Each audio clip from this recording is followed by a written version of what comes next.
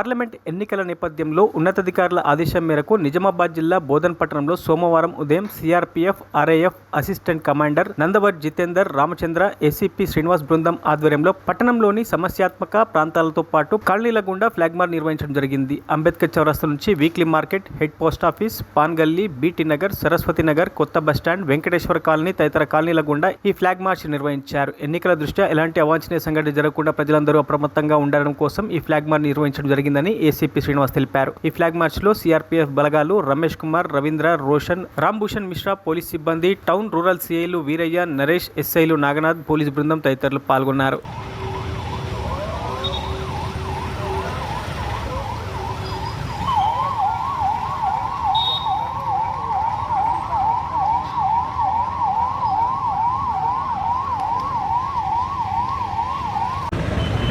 రానున్న పార్లమెంట్ ఎన్నికల దృష్ట్యా ఈరోజు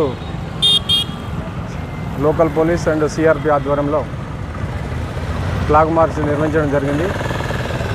అంబేద్కర్ చౌరస్తా నుంచి